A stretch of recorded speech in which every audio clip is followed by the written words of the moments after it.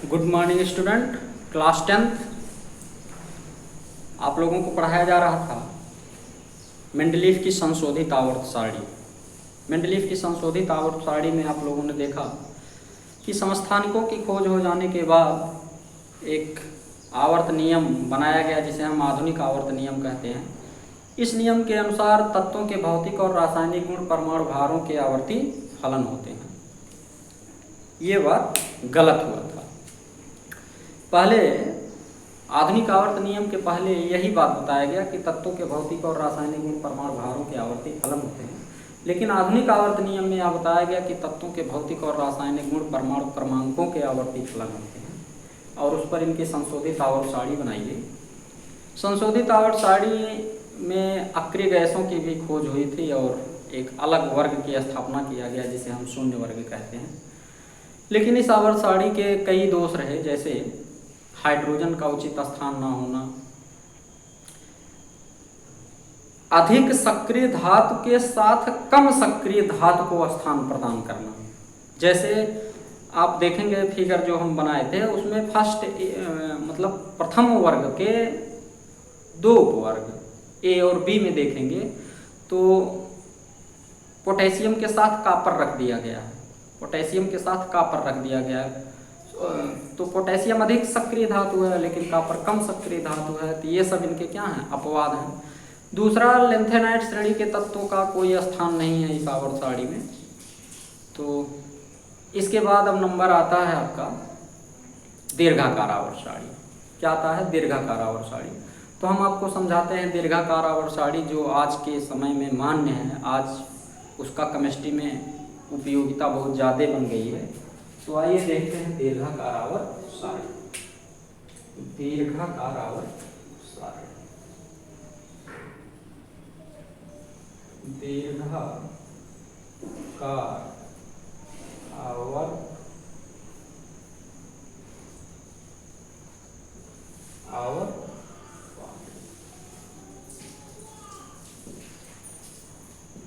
Long periodic table, इसे क्या बोलते हैं? लॉन्ग पीरियडिक टेबल, माने दीर्घाकार आवर्त लॉन्ग पीरियडिक टेबल, दीर्घाकार आवर्त सारणी। तो पहले हम आपको फिगर देते हैं इसका, तो देखिए हम कैसे बनाते हैं इसे। देखिए ऐसे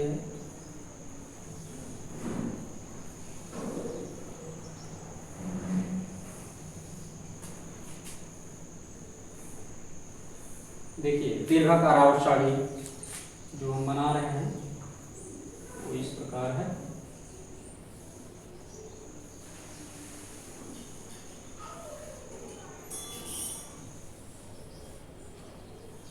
देखिए तो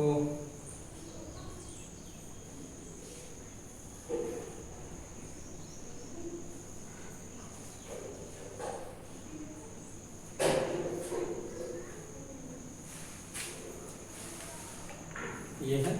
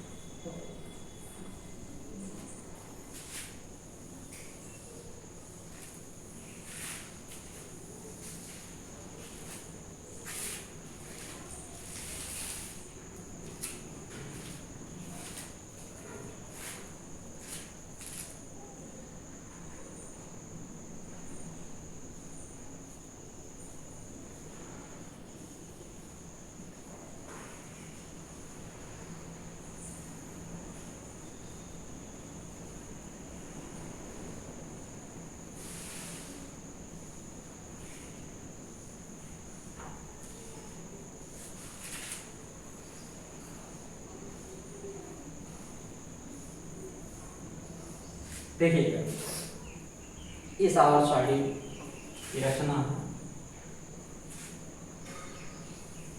1 2 3 4 5 6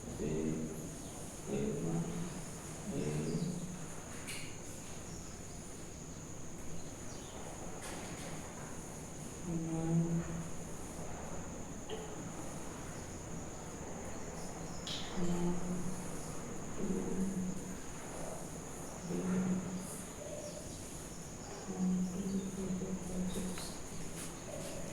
ये इस प्रकार इसकी रचना है।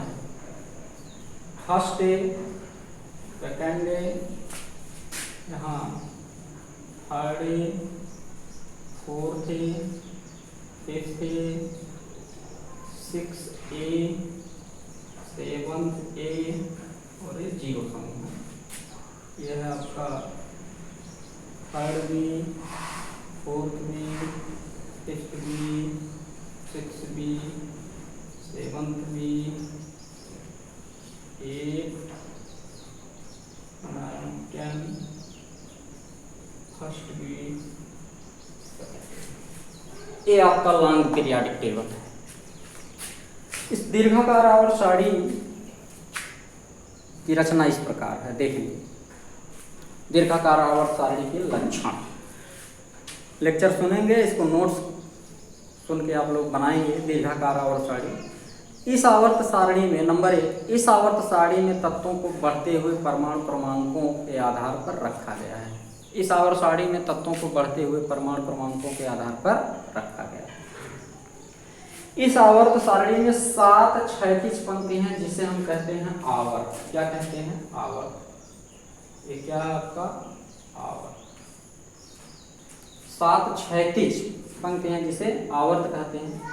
7 क्षैतिज पंक्ति को 18 ऊर्ध्वाधर कॉलम में बांटा गया है, जिसे कहते हैं वर्ग।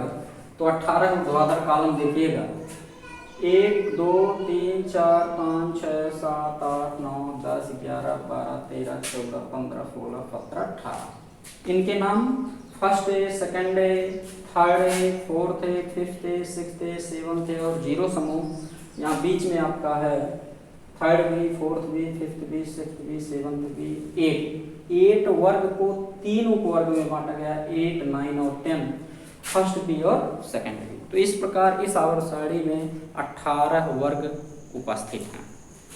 ध्यान दीजिएगा, 18 वर्ग उपस्थित हैं। अब देखेंगे इस आवर्त सारणी को 4 भागों में बांटा गया है। कितने भागों में? 4 भागों में। कौन कौन? यस ब्लॉक के तत्व। ये कौन है? यस ब्लॉक के तत्व हैं। यस ब्लॉक के तत्व में 2 वर्ग हैं, फर्स्ट ए और सेकेंड ए। पी ब्लॉक के तत्व नंबर 2 क्या है? पी ब्लॉक के तत्व। पी ब्लॉक में कितने वर्ग हैं? Third A, fourth A, fifth A, sixth A, seventh A और जीरो समूह, यानी 6 वर्ग हैं। फिर नंबर आता है डी ब्लॉक के तत्व। किस ब्लॉक के तत्व? डी ब्लॉक के तत्व। डी ब्लॉक के तत्व में 10 वर्ग हैं, third B, fourth B, fifth B, sixth B, seventh B, 8, 9 और 10 उपवर्ग, फर्स्ट बी और सेकेंड बी, यानी कि 10 वर्ग। एफ ब्लॉक के तत्व नीचे लिखा है, एफ ब्लॉक। देखिए एफ ब्लॉक को आवर्त सारणी के एकदम नीचे स्थान प्राप्त है। एफ ब्लॉक के तत्व 2 प्रकार के होते हैं, एक लेंथेनाइट श्रेणी के तत्व और एक एक्टिनाइट श्रेणी के तत्व। ठीक, अगला नंबर है इस आवर्त सारणी में प्रथम तत्व क्षार धातु, जैसे हाइड्रोजन, लिथियम, सोडियम, ये सब क्या है? क्षार धातु हैं। कौन से धातु हैं? क्षार धातु। और अंतिम तत्व क्या है? अक्रिय गैस है। अक्रिय गैस क्या है? शून्य समूह में helium, neon, argon, Ar, krypton, xenon, ये सब क्या है? अक्रिय गैस है। आई बात समझ में? और लास्ट लक्षण है इस आवर्त सारणी का कि आवर्त सारणी में बाएं से दाएं जाने पर, बाएं से दाएं जाने पर तत्वों के गुणों में क्रमिक परिवर्तन होता रहता है। तत्वों के गुणों में क्रमिक परिवर्तन होता रहता है, यानी बाएं से दाएं जाएंगे तो इनके ऑक्साइड, यौगिक बनाने की प्रवृत्ति, बंधन कोण, ये सब जो लक्षण आपको बताया जाएगा, ये सब क्या होते हैं? बदलते जाते हैं। फिर अगला नंबर है, अगला लक्षण है कि वर्ग में तत्वों को, समान गुणधर्म वाले तत्वों को एक वर्ग में रखा गया है। जैसे लिथियम का गुण सोडियम से मिलेगा, सोडियम का गुण पोटेशियम से मिलेगा। यहाँ सोडियम के नीचे पोटेशियम है, रुबिडियम रुबिडियम है, सीजियम है, फ्रेंशियम है, एफआर है। तो आपके बुक में पीरियोडिक टेबल बना होगा, इसे आप देखेंगे इस आवर्त सारणी के दोष। आवर्त सारणी के दोष क्या है? हाइड्रोजन का उचित स्थान नहीं है। क्यों? क्योंकि हाइड्रोजन जो है पी ब्लॉक के हाइड्रोजन वर्ग यहाँ है, देखिएगा फ्लोरीन, क्लोरीन, ब्रोमीन। 7th ए वर्ग को हम हाइड्रोजन वर्ग के नाम से जानते हैं, जिसका गुण हाइड्रोजन के गुणों से मिलता जुलता है, इसलिए हाइड्रोजन को हाइड्रोजन वर्ग में होना चाहिए था। लेकिन है किसके साथ? क्षार धातु के साथ, यानी हाइड्रोजन का कोई उचित स्थान नहीं है। इनके हाइड्रोजन के स्थान में मतभेद है। दूसरा सबसे बड़ा दोष है लेंथेनाइट और एक्टिनाइट श्रेणी यानी यह ब्लॉक के तत्वों को आवर्त सारणी से नीचे स्थान दिया गया है। ये दोष आज भी मौजूद हैं, इन दोष को अभी तक दूर नहीं किया गया है।